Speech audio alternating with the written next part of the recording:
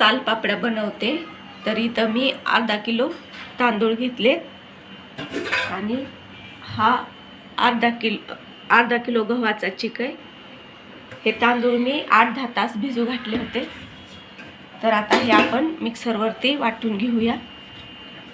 बघा तांदूळ वाटून घेतलेत आपण मिक्सरमधून. तर आता आपण वाटलेले तांदूळ या चिकामध्ये घालून घेऊया. गव्हाचा चिक आहे हा.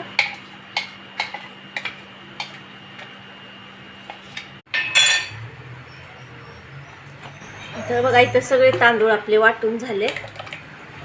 चिक आणि तांदूळ वाटून एकत्र पेस्ट करून इथे एकत्रच मिक्स केले.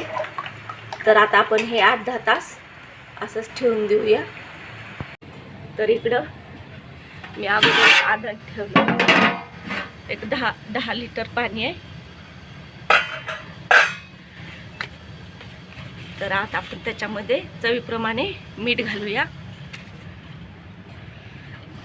आणि एक उकळी आणून घेऊया.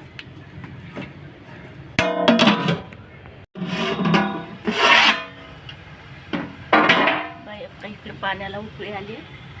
तर आता आपण हा चिक त्याच्यामध्ये गरगटून घेऊया.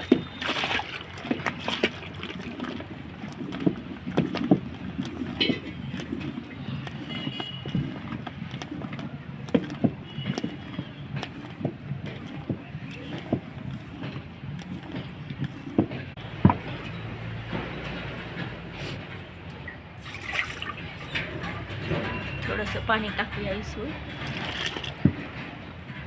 2-3 मिनिटं असंच गरगटून घेऊया आपण.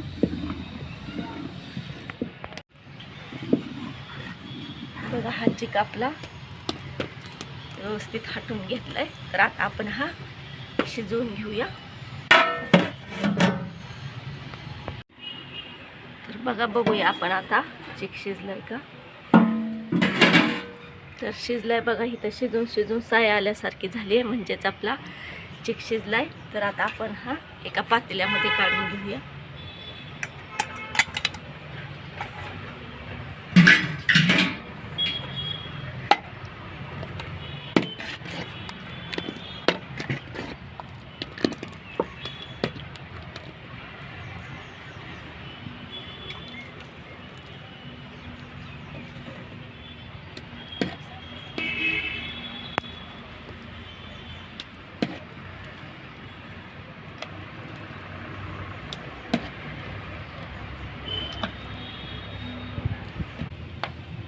तर बघा इथं खाली कपडा अंतरलाय. आता त्यावरती आपण अशा पापड्या घालून घेऊया.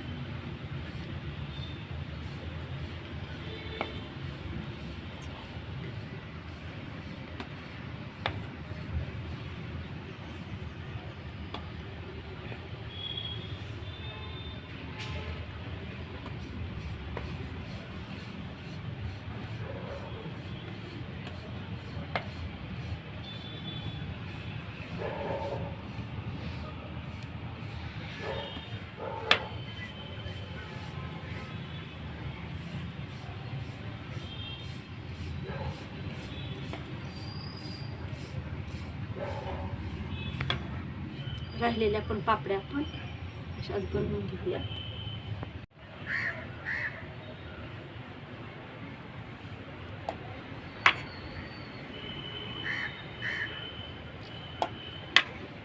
पापड्यामध्ये आपण थोडासा कलर घालूया.